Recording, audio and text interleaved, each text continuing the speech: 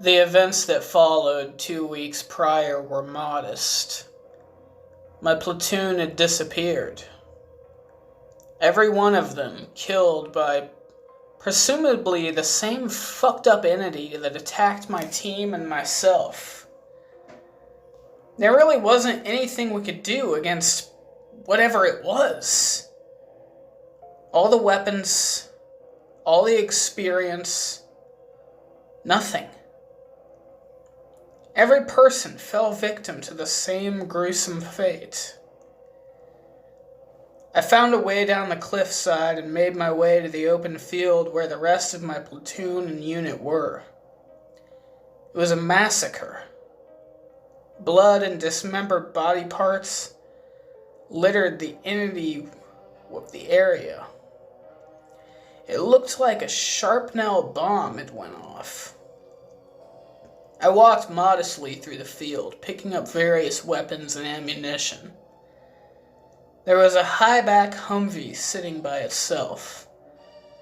A flashback is an unarmed Humvee that resembles sort of box truck look with a canvas trap-like material covering the back.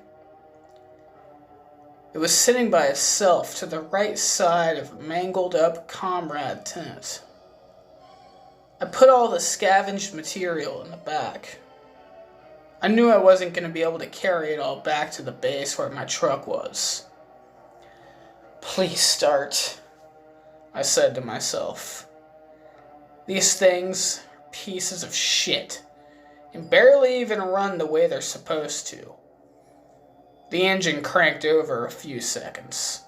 Thank God, I said out loud in relief. The fuel tank was about 3/4 full, so I had plenty enough fuel to get back. It had been raining pretty much non-stop for the past few weeks, so I locked the transfer case in low and started to head out of the muddy field. Once I made it into the hard-top road, I switched it back into high and began driving down the road. It's about an hour's drive southeast from where I was at the training area. Usually the larger impact areas are as far away from the main part of the base as they can be, being as how it usually used for large rockets and motor rounds. The road back was eerily quiet. No headlights. No soldiers walking on the side of the road. No dim red lights in the wood line. It was bare. Almost as if there wasn't anybody out here anymore. About 30 or so minutes into the drive back, I saw a deuce-and-a-half troop carrier truck on the side of the road. More commonly called the LMTV. I stopped about 40 feet behind it. I left the engine on and stepped out of the vehicle. As I started walking up to the LMTV, a debilitating odor hit me in the face like a punch from a boxer. The smell was rotten meat and wet dog type of smell combined. As I got closer, I could see the tailgate was open, and the canvas cover was half removed. There was blood covering the back and dripping out into the ground. I shined my headlamp on it, and in the back, to my horror, there were a dozen or so soldiers in the back. None of them in one piece. Jesus Christ, I said in a voice a bit louder than a whisper. The sons of bitches got them too. I walked back to the high back in a fast pace. I put it back in drive and started driving back down the road towards the base. I couldn't quite comprehend what was going on. The past 2 weeks' events were starting to blur. Half because I was still a bit fucked up physically, and half because I just didn't want to remember it. These things don't happen. Really, they don't. When's the last time you heard of a fucking monster attacking people? Never! It's only in fairy tales and scary stories. I finally made it back into the gate that was led me back to the base. Something wasn't right there. The gate is usually lit up like a large city block. Extremely bright lights, lighting up the gate and the entrance. An LET Jumbotron sign usually saying, "Welcome to Fort Campbell, home of the Screaming Eagles." But there were no lights. There were no signs lit up. It was completely unoccupied. No MPs. No gate guard detail soldiers. Nothing. I casually drove through the gate and back onto the base. Something was wrong. Something was very wrong. There was no power. No streetlights. No vehicles driving. No people walking their dogs. Luckily for me, the gate was the closest to the training area, is right by my house. So I made a conscious decision to stop and grab a few things. As I turned down my road, still no lights, and no people. The neighborhood was a fucking ghost town. I pulled the high back into drive, left the engine on, and walked into my house. Just like the rest of the base, I had no power.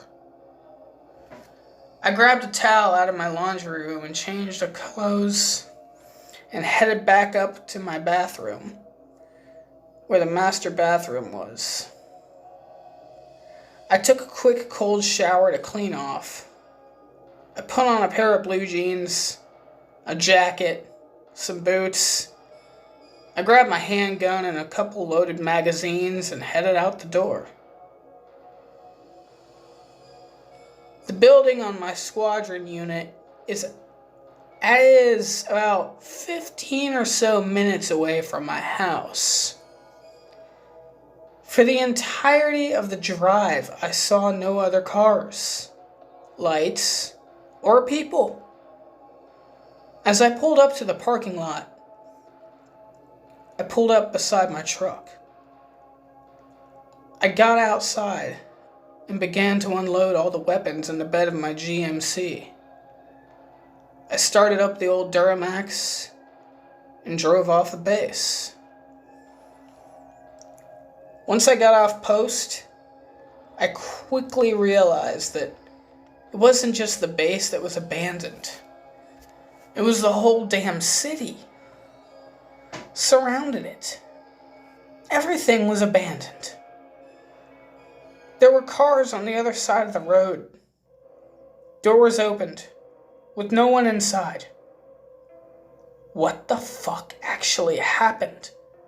I thought to myself.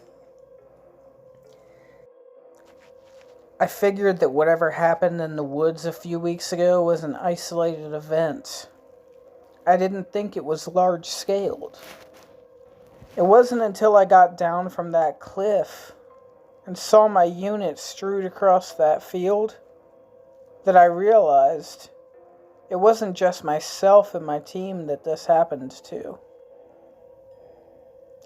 As I drove down the main road, running out of the city, I hit on the ramp of I-24 North to start my journey back to Ohio.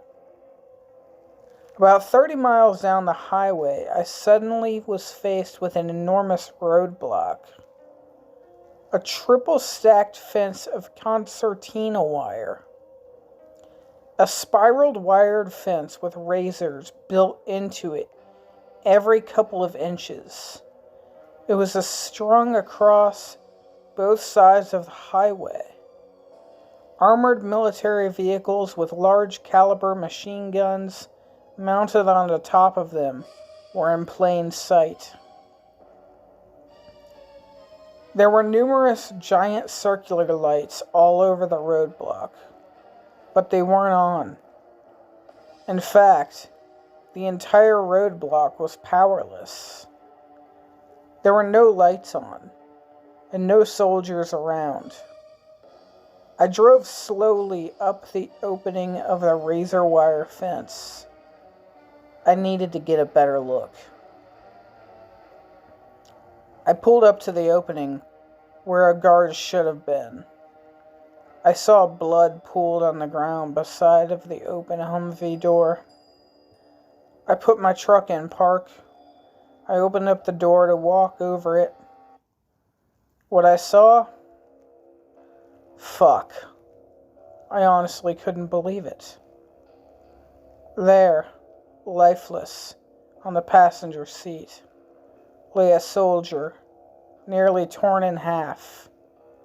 His arms severed from his torso. His fingers still gripped tightly on the dashboard. His face was just an exposed skull from his forehead to the bottom of his jaw. You could clearly see all of his teeth from the incisors of his molars. Something very bad happened in Tennessee, and the army was trying to quarantine it, but they failed. I walked quickly back onto my truck, slammed it in drive, and mashed the accelerator. I needed to get the fuck out of there. Surely, whatever the fuck had just happened on the news, right? The whole fucking base was either evacuated or dead. It's about a 7-hour drive back from Tennessee from where I was stationed at. I had a lot of time to think and reflect on everything, even though I really don't want to. I wanted to leave it all in the rear view. The events that occurred couldn't just be ignored. There had to be an explanation. I gripped the steering wheel, my knuckles turning white. I sped down the interstate, not caring if there were highway patrollers or other vehicles. I just didn't care. I didn't give a fuck, honestly. I just wanted to get out of the state as quickly as I could. 4.5 hours down the interstate, and I finally started seeing other vehicles. I needed diesel, so I stopped at exit 91. On the sign said there was a truck stop there. As I pulled up to the pumps, everything seemed normal. The late night goers, the truckers, and the occasional crackheads shopping inside. Did nothing happen here? I said aloud to myself in a curious way. I just went through hell, and so did 100,000 other people. And this hillbilly town had done nothing? I hopped out of my truck and began fueling. I knew I had to act normal. Act like nothing was going on. On the other hand, besides the trauma I had just occurred, my face was still pretty fucked up. I had cleaned myself enough to look presentable, but it didn't hide the fact that I looked like I fell face first into asphalt. I knew people were going to stare at me. Fuck. I'd honestly share it with them. I finally finished filing up and decided to walk inside to get a few energy drinks and a snack. Should I ask if anyone knows what happened in Montgomery? I thought to myself. I knew it was a 50-50 chance the clerk would think I was high off my ass or crazy. But then again, it's midnight. They had to have heard worse. Ding! The front door chimed when I went off. As I opened the door, I walked straight to the cooler and grabbed 2 Red Bulls, a Monster Java, and a sports drink. I then walked over to the bagged chips and pretzel aisle. I picked up 2 bags of pretzels, and I started to walk over to the front cashier. An older gentleman, probably a seasoned trucker, looked at me and asked, "What the fuck happened to you, son? You okay, buddy?" His voice was full of concern, and it was comforting amongst all the shit I had just gone through. Yeah. I was out on a dirt bike a couple weeks ago. Took a nasty fall," I said, trying to sound nonchalant. "Gotta wear a helmet, son. You're too young to be messing up your head," he said, kind of sounding like my grandfather.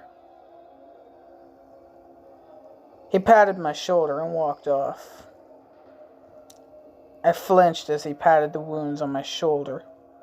Luckily, he didn't see me do that, and I was able to keep advancing to the register.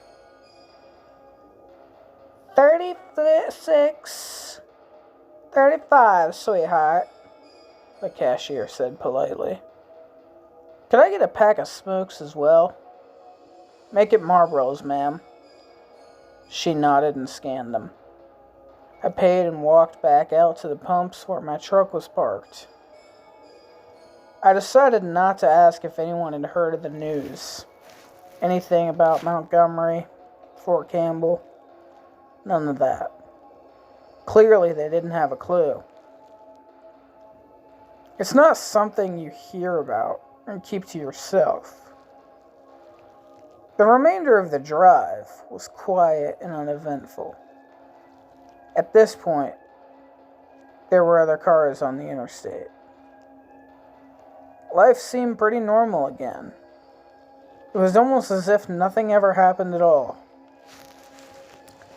Whatever happened in Montgomery and on Fort Campbell was there and not here.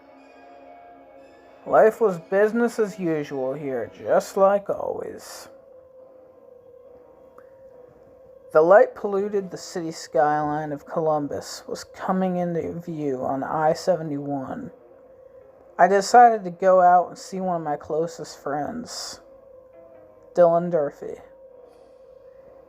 Anytime I come home or visit, Dylan's house is where I stay.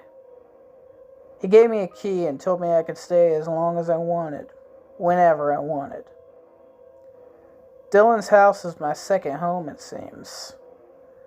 I stay there while I'm at home, try to avoid getting overwhelmed with prices of Airbnbs and hotels, and it's nice to be in the company of a lifetime best friend. I was going to crash at Dylan's for the remainder of the night, see my mom and dad whenever I wake up. I was about 30 minutes away from Durfee's house and decided to call him. It's courtesy. Him and I think a lot alike. If someone shows up at my house in the middle of the night, they're greeted with the barrel of a 9mm to their face. "What's up, Deej?" Dylan answered. I could tell he was dead asleep, and I had awoken him. "I'm about 30 or so minutes away from your house, man. I had some shit go on. I needed to come home.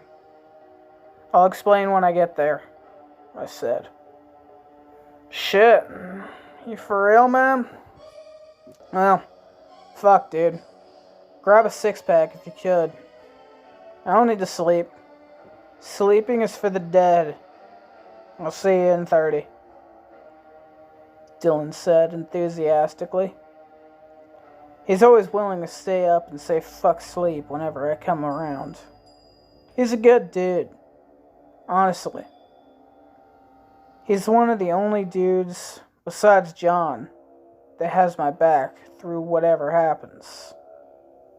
I stopped at the local drive-thru in town and grabbed the six-pack. As I pulled up to Dylan's gravel driveway, my headlights beamed on. Him standing there behind his Chevy truck. He's always waiting for me, like he always does. I hop out and he greets me. "The fuck brings you in town, Sergeant?" he said jokingly. "Let me grab this beer, brother, and brace yourself. This shit's fucking wild, bro," I said to him as I opened up the door. We both crack a cold one. He packs a lip of Stoker's and I spark a cigarette. I tell him exactly what happened 2 weeks ago. And what I saw at that gate as I was leaving Montgomery. He sat there wide-eyed. "Dude, some crazy shit's been happening here too. Mainly at that factory I work at. Shit seems like a fucking dream every time I go into work," he said, surprisingly. "I know you need a job. I know you're done with the army now, after all the shit you've been through. I'll get you a job working graveyard shift with me at the factory, if you're cool with it," he said. "Honestly, maybe you can make some sense out of all the shit that's been going on around here, 'cause I sure as hell can't." 1 month later. The factory definitely has its fucked up quirks. I can't quite figure it out. Just like Durfee said, it's all sorts of fucked up and he can't make sense of it. At the factory, I'm known as more the quiet guy that always carries a gun. I keep to myself and I do my job. I'm one of the forklift drivers. Dylan taught me how to operate the thing and now I work in his department. It's a good gig. Pays decent. The only people I talk to are Coop, Tristan, and Dylan. Everyone else seems to be whacked out or just plain stupid. One night, around the middle of the night in March, some guy was found dead and half fucking decomposed outside the front door of the factory. The man's face was torn apart, literally hanging in flaps. The smell was fucking putrid, and his skin turned purple. Some dumbass decided to drag his mangled body inside and put him in the wood chipper. Yeah, like I said, the people here are fucking crazy. The grinding and popping sounds echoed throughout the factory. We all ran up to see what the fuck was going on, and to our horror, he was being shredded in the machine. "Stop that fucking thing!" Tristan yelled. Someone ran up and hit the emergency shutoff button on the unloading side of the chipper. The mess was ungodly, and it literally took us hours to clean it up. To this day, no one knows who put him in there. This place is a fucking mystery all in itself. The shit that happens here on night shift, well, a psychiatrist wouldn't be able to even help you through it.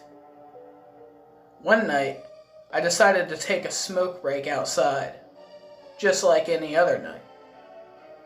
As I was walking, I saw a little girl in the field across from the parking lot. The fuck? I wiped my eyes and took a double take. Yeah, she was actually there. And she was yelling, "Help me! Help me!" Against my better judgment, I decided to throw my cigarette down and run over to help her. As I got closer, though, she changed. She grew taller and taller and started to lose human form. But she continued to cry, "Help me! Help me!" Then she turned into a white light. At this point, I knew I was fucked. For whatever reason, I unholstered my handgun and began firing at it. About 7 rounds, and nothing happened. Instead, it started moving toward me, and fast. I turned around and ran as fast as I could back to the front door. I barely made it. As I slammed the door behind me, the light hit it, and the door started shattering, then ceased. God damn it. I can't fucking escape this shit. Everywhere I go, something fucked up happens, I said out loud. Dylan walked over to me and asked what happened. I told him. "I told you, man. This place is fucked up. Can't explain this shit, man," he said, and then he walked toward the foreman's office. After that event, they changed the rules so that everyone was able to smoke inside until further notice.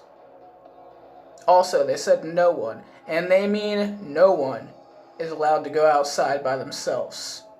You have to bring someone with you. April was a pretty shitty month. Our quotas were nearly impossible to meet. We had new hires come and go, and old ones just seemingly dying without a cause. Honestly, it's probably this place. It has a way of either keeping you here or killing you. I feel like I'm trapped here. We all do. As if this place was possessed or some shit. Either way, I haven't figured it out yet. The end of April hits.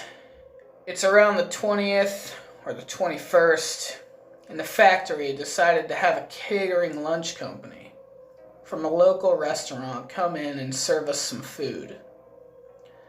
The waitresses were dressed up in costumes, which was nice. Oddly though, it was April, and they were dressed in Halloween costumes. Odd, but honestly pretty hot. Especially the gothic witch sitting in the corner. I could tell Dylan was wanting to get to know her. Who wouldn't? He was staring at her and she was staring back. Coop and I were sitting at the table next to him and Tristan, and we saw her get up and start talking to Dylan. "My boy's about to get some, ain't he?" I laughed. As she got to him, she handed him a piece of paper and walked away. I cocked my head and looked at Dylan, one eyebrow lowered, one raised. "What the fuck?" I jokingly said. Dylan read the letter, then looked up at all 3 letters. His face disfrayed. He seemed confused. He handed the letter over to Tristan. "Bro, this sounds like a threat to me," he said cautiously. Before Coop and I asked about the letter, we heard someone scream from the kitchen. We looked over in the direction of the screams. There was a fucking snake. It had bitten the chef and made its way to a coworker, where it had bit them and coiled itself around their necks, suffocating him.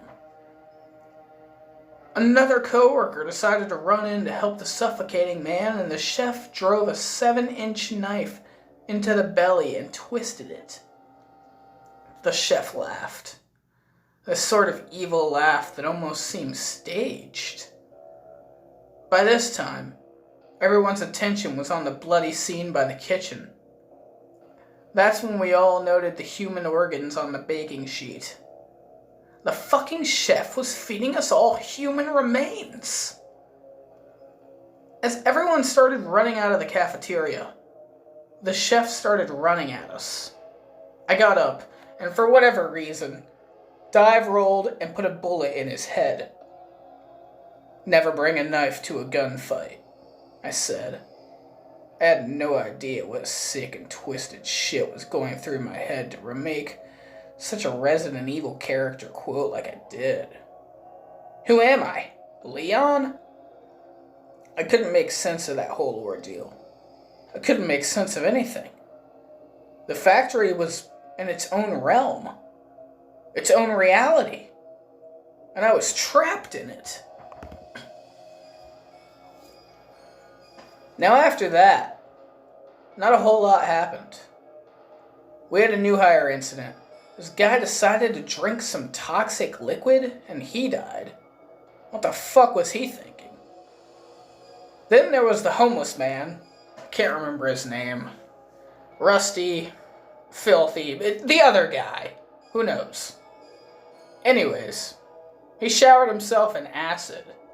Melted right in the wash station, where they were supposed to be water, but it was filled with hydrochloric acid.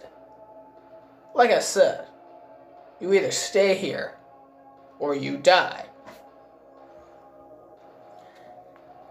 The end of July was the worst so far. I hadn't seen Dylan in a few weeks. Boss said he was out sick, but I stayed at his house. I hadn't seen him once. He didn't answer my phone calls or my texts. He had just seemingly disappeared. One day he walked in, acted like nothing had happened, and was totally fine. I walked up to him and asked what happened, but all he said was he was out sick. I left it alone. Honestly, I didn't want to know. I wanted shit to return back to normal. I'm done with all this crazy shit. Sunday rolls around. That's the start of our Monday. It's the 23rd. Shift started like normal.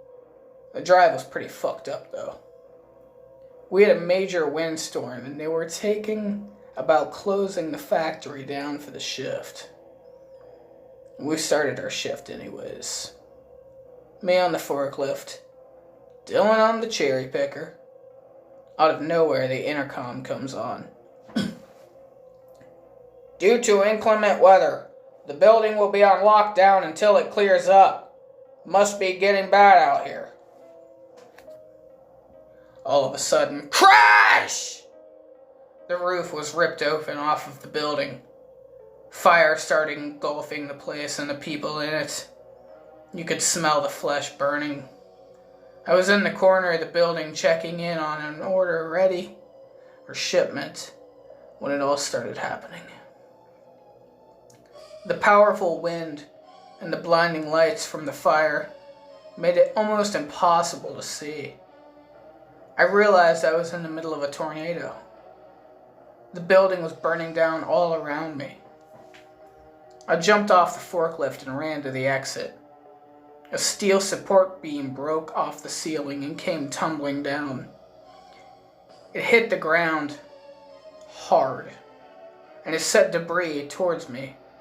A piece of broken cement flew off and hit me in the head. I was out cold. I wake up, and to my confusion, I was on Dylan's couch. Surely I had survived what just happened. I knew it wasn't a dream.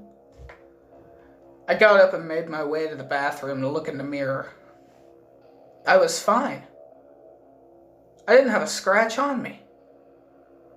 I was taken aback, and I was confused.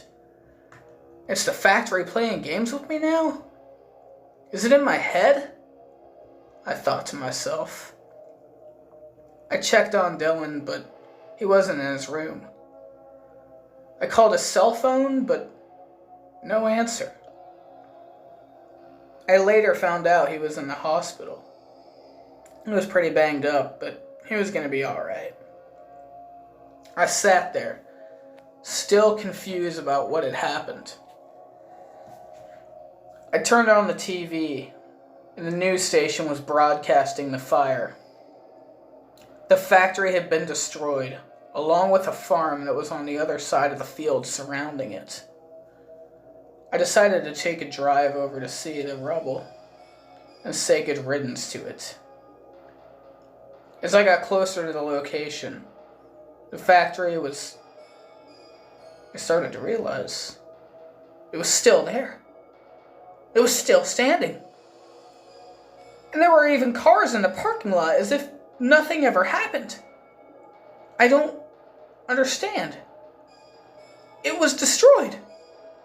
It was on the fucking news. Dylan is in the hospital, and the people we work with are dead. I yelled to myself, this place is really cursed. You either stay here or you die. I didn't die in that fire. It got me. It owns me. I am one with this place, and I will never escape.